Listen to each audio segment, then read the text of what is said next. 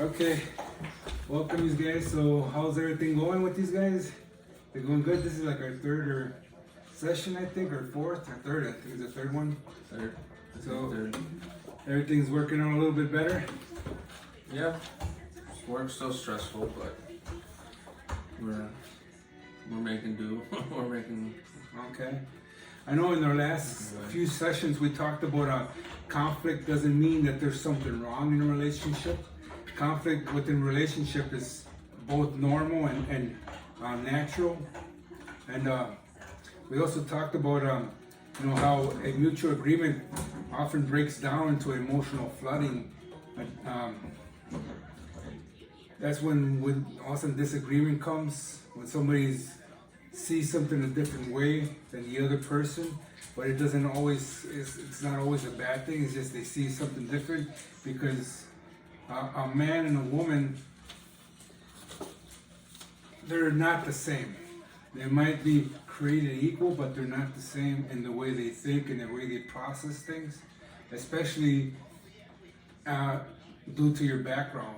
And that's why I had these guys do an intense background intake survey, because I wanted to know what's going on and what's any of that affecting your decision making and stuff like that. So let me ask you guys a question. On a scale from 0 to 10, how committed are you guys to your relationship? Are you guys committed to making it work? I feel so. I feel like a 10. I want it to work. You? Yeah, I would say that. I'm not going anywhere. Okay. I wanted to come here because I want us to have more of a connection, but I don't want to lay out or anything like that. So Okay. I want us to have a better marriage. So let me ask you this question. If you were to go to sleep right now and you wake up tomorrow morning and your relationship was a 10, what would have changed in your life to have made it into a 10? What could have changed in your life to make it into a 10?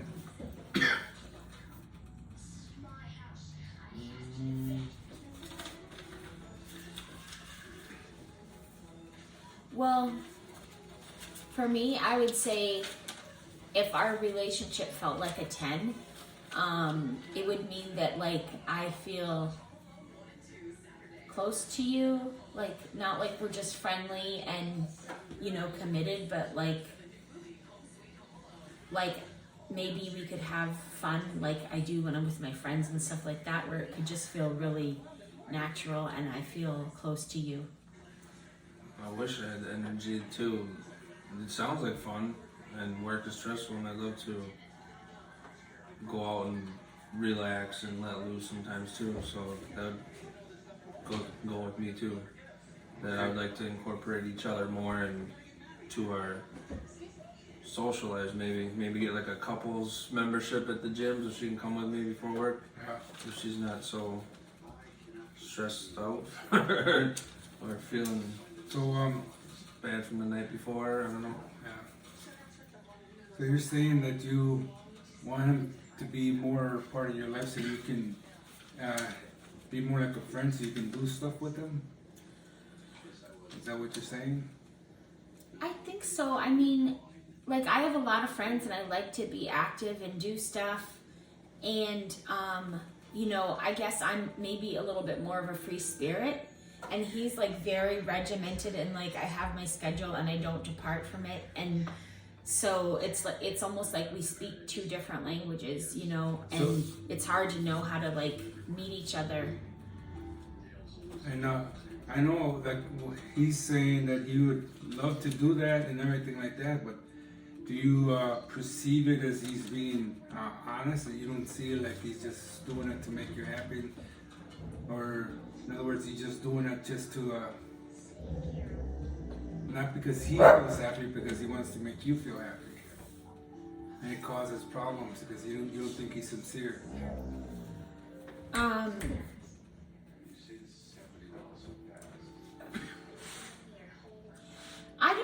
I think maybe, I don't know, I guess you'd have to ask him. Maybe he does want to. I just, like, you know, I don't feel like there's anything big wrong. It just doesn't feel like we're close, and I don't know, like,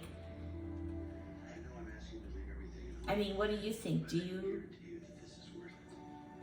I would love to be able to. I'm just,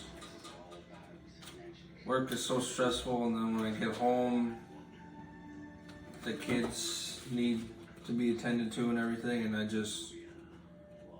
I don't know, I just really need to take a break from work, or not work so hard, not bring my work home with me, and then still have a life with you and the kids.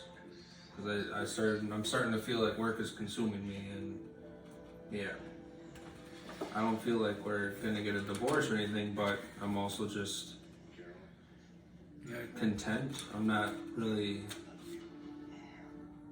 happy. I mean, I'm happy, but not like living life to the fullest. I feel You're more like roommates, you're saying, right? pretty much like, I mean, do you want to be closer? of course. Of course. Our kids are, yeah. I've been Share kids with you. I want to be close with all you guys.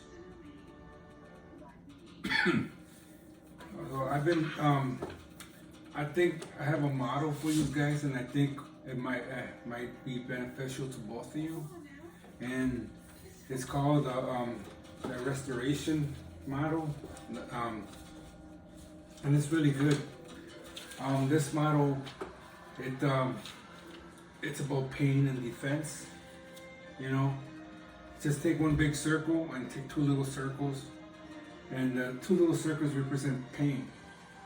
And when you perceive some injury, it feeds your pain, and then you put up a defense. And then he perceives that it's an injury, and he feeds his pain, and he puts up a defense, and it goes wrong. And so the next step is being antagonistic defense, which you guys are just edging yourself on. And sometimes, you know, I see like in you guys, it's not actually yelling and screaming and fighting, but you're just not there. More passive than anything else. More like I said, like roommates.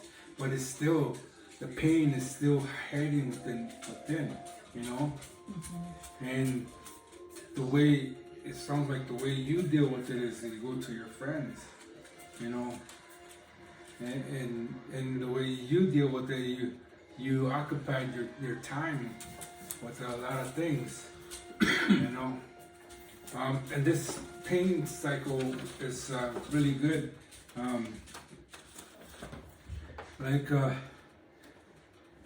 me just go here.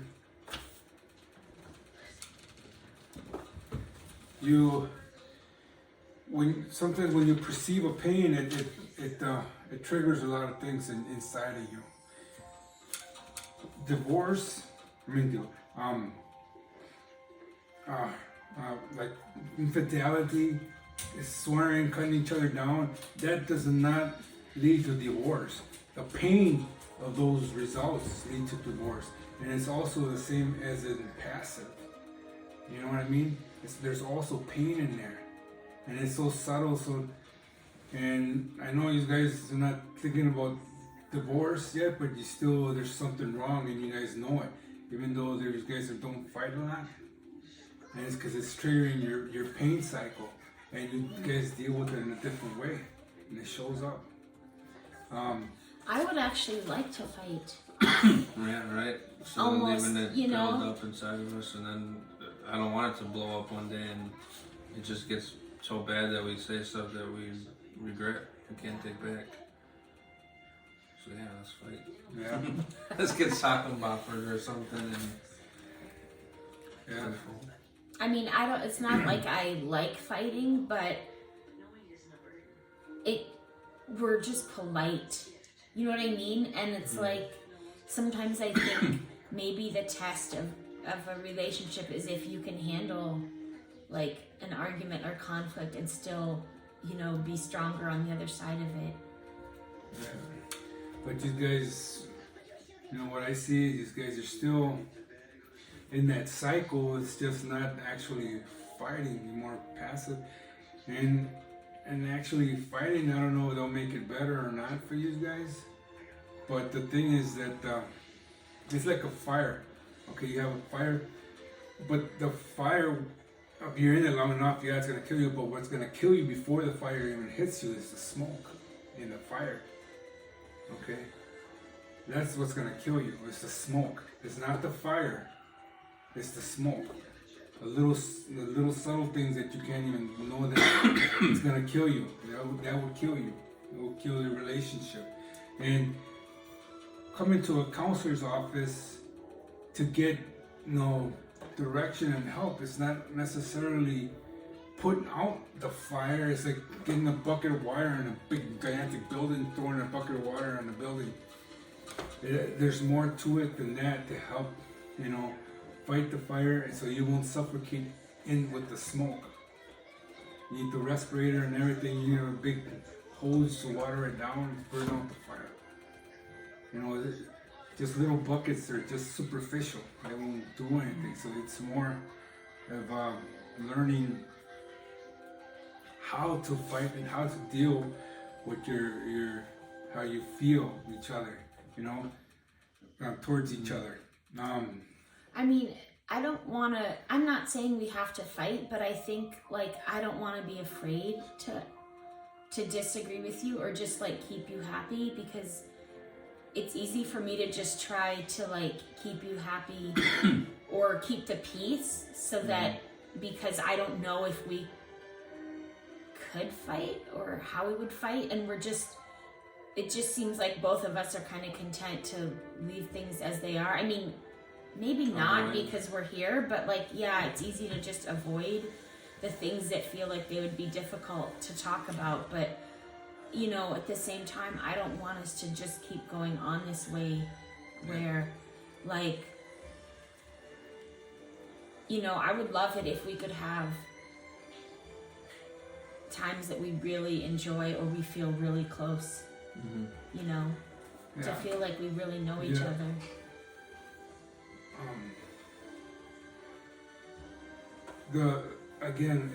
It's the smoke that kills. In Job in Job 5:7, it says, "Yet man is born to trouble as surely as sparks fly upwards."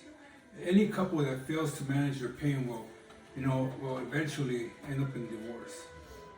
Any couple that does not put out the smoke, the fire, the smoking will eventually end up in divorce. It starts there. I know it doesn't sound too pretty, but this model will help to understand your pain. Okay, but there's a good side to this. This is just the pain part. There's another part to this model that's going to help you, and that's the part that's going to help you. This is just recognizing that there is pain in there. Like smoke. What it is and what's causing it. Yeah, and what the root causes and everything like that. And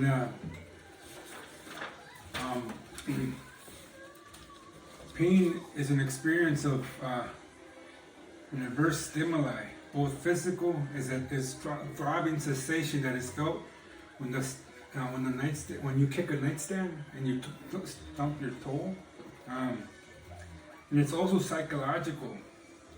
As an anxiety or a depression experienced when one anticipates or reacts to a tragedy in life. It's depressing. Pain can be depressing because you don't know how to fight it. You don't know where it's coming from, and you just consider yourself, you just lay down and say, that's it, I'm done, I don't want to fight no more. I said, I don't want to go through this, I don't want to do that. And it causes depression and anxiety, and it's going to come out one way or another in your lives. And that's why realizing what the root causes of your pain and understanding it will help you, will help each other. Now, when she talks to you about what's going on and the pain that's causing, you cannot take that pain on yourself, because it'll create more pain for you and it'll be more stressful for you. You gotta learn how to deal with that pain without taking it on yourself. That's the part that we're gonna work on from here on. Okay. But when pain is present, it also becomes the brain's priority. It is difficult even to think about other things. Pain rearranges our values and demands that we attend to it first. Before anything else, it cuts in the front of the line and declares, me first. Pain does not wait, it just demands. But as any alarm system, it cannot be discerned from friend or foe. It doesn't know you're a friend or foe of pain.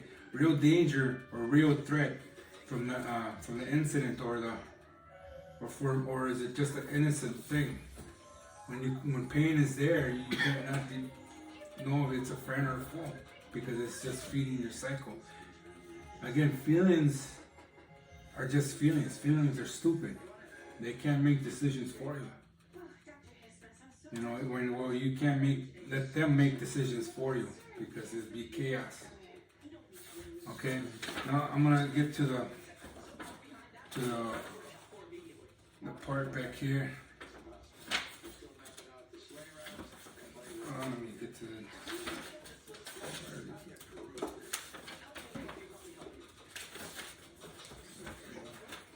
Can I ask a question? Yes, go ahead.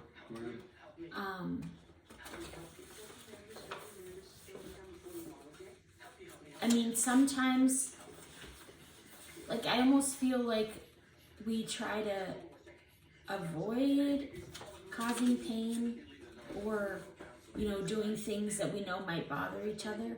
But I think there is still some pain there, and I think some pain, like, it didn't necessarily start with us, but like certain things that you do or you have done in the past, like it like triggers pain from before, like from my childhood and stuff, and now I feel like, you know, I probably do the same thing for you, but you know, I try to avoid that, but I feel like because we don't really know how to work through it, it's like I'm just afraid of stepping on landmines, so I just kind of tread carefully, you know? So I think understanding like what's there under the surface, what are those pains like, and if we're able to work through them and not have to like step around them, that could really help. Sure. I feel like I might have to take, couples therapy has been great, but I still feel like I might need my own therapy for myself, which I never felt like I had issues, but coming to see you, it kind of opened up my eyes to the stuff that I was probably trying to ignore, like how I am so independent and afraid. I don't even know if the word is afraid, but just I don't know how to open up, I guess, really.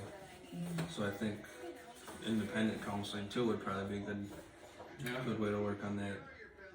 So then the more I know about myself, it'll probably be easier to go to work with you, and with you once I know who I am myself. You know, to be in a relationship means to be vulnerable. The closer you are to someone, the greater the pain.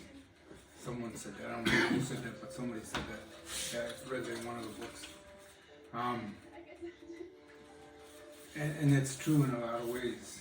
And you might need separate counseling by yourself. We can do that. But again, the key to this is, one of the keys is grace. And not just grace by itself, but justice also. Grace cannot do it by itself. It's like the great grace, like you're in a rocket ship, and grace will lift you off the ground, but it won't sustain you to get into space. But what did I say? Justice. Justice is what's going to thrust you into space. But justice can't go by itself either, because justice can be cruel. Because, you know, like, well, she did this to me, that's why I did this. now I'm justified because she did that to me, or you did that to him, or he did that to you, and you're justified with doing what you did. So justice can't be by itself either. It's got to be grace. They got to come together. And when you do that, it opens up a different aspect to looking at the pain, because grace covers a multitude of pain. Mercy, every mercy. What does justice mean in the context of this conversation and our marriage? I kind of understand grace because I understand that in terms of God and how He's been gracious to me. So does grace, I'm guessing grace means I don't know, does it mean giving Him a pass, or just No. being kind, or? Grace in a relationship is elegant, but grace cannot, again, dance alone. It's not giving them a pass. It's being gracious. Grace covers a multitude, and because we have a God, right? We have a God that is just. Okay, and it doesn't mean He does what's right and wrong, because it doesn't mean that it's right for you and it's right for you. He's just. He's right for everybody. In the whole big picture. Because it could be something right for you and it could be wrong for him. So you can't, in other words, then if it doesn't work out, you're going to blame him. And that's not the way it is, because it's his fault that our humanity, our fallen nature, So it's got to be, again, just grace must be partnered with just grace. Is fragile and it lacks endurance. The fragility of grace occurs because patterns must offer a gift of vulnerability, especially a lowering of protecting and defense. Is what grace does. It lowers that defense so you can see him more, or you can see her more. It offers that, but I'm trying to find the good question, but you got me off guard. I know I have it in there. So grace would be like me lowering my defenses and being able to accept him for who he is. Well, grace is offering a gift of vulnerability. Okay. So choosing to be vulnerable with him. Yeah, and the same thing goes for him. Mm-hmm. And it lowers the defenses, because defense usually, when you take an offense, you build up a wall. Mm-hmm. Mm-hmm. I'm not taking this, whatever, and then you retaliate because you build up a wall. And it triggers his pain and his defense. Again, then after a while you get an antagonistic defense, because you're just egging yourself on. And justice,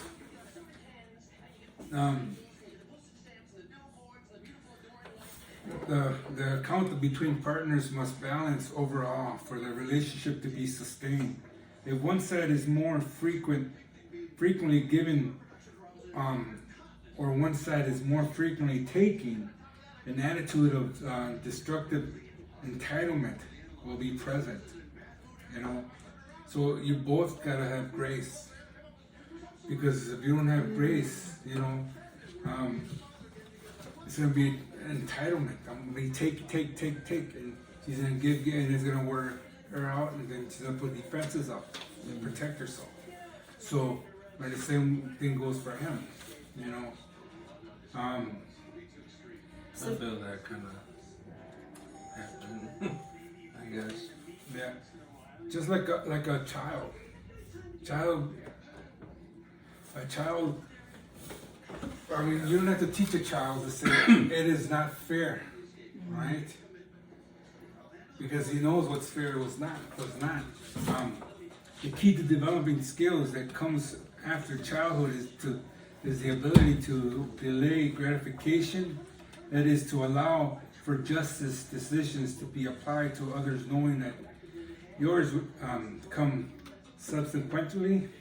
In essence, the formula for relationship rational justice consists of a commitment to fairness plus a capacity for taking turns. So, can I just see if I understand this? So, like, grace would be like, if you have both grace and justice, then I know I can like extend grace to him because he will extend it to me too. So it's not like I'm going to be gracious, but then he's not going to give grace back to me. So then I know that I'm not, if I feel confident it won't be one way and just me always giving, then I feel like I can be vulnerable because we're both committed to like reciprocating with each other. Yeah. In other words, you guys will be tugging at a rope to see who wins. Back and forth all the time. And like I said, sometimes you can't even see the smoke, but it'll kill you. So we kind of both have to agree that we're both going to be willing to be gracious with each other. That it can't just be one of us is working on things. Okay. You both got to. Let me see.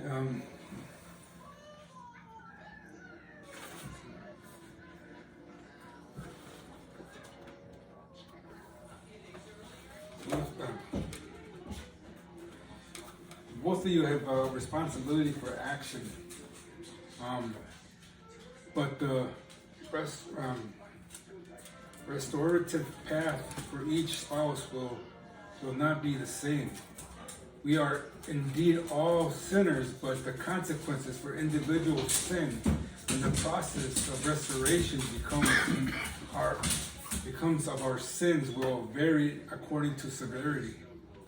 In other words, the more, which is not in this case, but the more sin is in your life, the more you go off doing your own thing, the harder it's going to be in your relationship. Justice by itself can invoke defense, leading to a power struggle in which spouses are pitted against each other. Grace, on the other hand, has the capacity to diffuse situations and encourage mutual disarmament so that justice can be rationally considered by both spouses. It is knowledge and experience in grace and justice, and the very centerpiece of the Christian tradition, which contains the transformational power of the individual reconciliation between persons and God, as well as a relationship reconciliation between members who share community, especially the intimate community of marriage.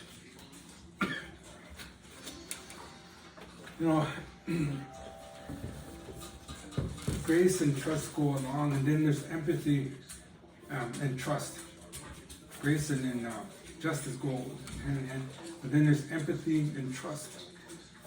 In order to be open and vulnerable, you have to trust. And then you have to have empathy for one another. In other words, you have to, she's telling you, you have to emphasize, like, okay, she's on her own, and this is her role, this is how she feels. Now, what am I gonna do in response? And have empathy to understand what she's going through. And you gotta do the same for him. And that lowers your defenses because you're trusting one another, I think our time is almost up here. You guys have any more questions? I'm sorry, I've been really quiet. I've just been more listening and trying to take as much in as I can. But I feel that trying to remember what you just said more about empathy and trust. I guess that's probably my big thing is trust issues. I've had trust issues a lot my whole life, so I think that's kind of why I'm always distant, because that way if I'm not completely giving myself and becoming vulnerable, I'm not giving somebody, which I'm not saying you're gonna do it, but I'm not giving anyone like that power to hurt me or to take my trust pretty much and throw it back into my face. So I think that's what I gotta work on more now that I'm listening to my trust issues. Empathy forms emotional ties and connections with the other person. You know, trust the level of confidence that people have, that other people are willing to consistently respond to their needs and desires. And you can trust that the other person is, has your back, pretty much. That you have each other's back. I know this is a new formula, so we're gonna break it down. I just wanted to introduce you to it this time. So the next couple of times, we'll break it down and to see what it looks like. I think that will be helpful. I mean, for me, just hearing that there's like some specific things we could work on and learn to give us like the kind of marriage we want makes me feel really hopeful. But I think it'll be like, I understand the things you're saying, but it will help me to flesh it out a little bit, or maybe even like use an example in our lives, to kind of make it come to life, to see how we could actually use it and maybe do things a little bit differently. So it makes me feel hopeful that we could make a change. Me too. And be closer. Yeah, because there's a lot more to it than what I just explained in this cycle. But I just want to introduce you guys to it, and I think it'll be really beneficial to it, because I know you guys don't argue that much and stuff like that, but it's still passivity. It's still sin. In other words, it's still smoke. It is lingering in you and it's choking you. Your relationship with one another. That's why you guys are here. Well, and now that you mentioned about pain, like, I can think about, like, like when we were first married and stuff, like, we might have been more connected at some point, and maybe even a little more heated when we would argue, and then I think, like, we got busy with the kids, and, like, we learned just how to avoid stuff. So I think we will have to go back, and like look at some of those areas of pain, like maybe from our past, and then also in our relationship, like the ways that we contributed to it. Again, just make sure that. I'm sorry. Go ahead. So just find the spark again. Yeah. And again, you gotta make sure that you do not take that pain on. Grace. Remember grace. Grace is an unmerited gift that remains in the presence of pain. It surrounds it and smoothens it. Grace diffuses the need for defense. Okay? And it's, again, even if you're not religious or anything like that, you still understand the concept of grace. I mean, it's still an easy concept to understand. But you guys are Christians, and you guys do understand what I'm talking about. And it starts with grace. It starts there. Not only just finding out what's causing the pain. I mean, that's just like, again, that's just grabbing the bucket to fill it up with some water. It's actually going through all the steps that's going to put out the fire. That's going to diminish the smoke, So, with this, time's up, I think. Next week, at the same time. Okay. Same bad channel. Same bad time. Same bad Sounds channel. good. Okay.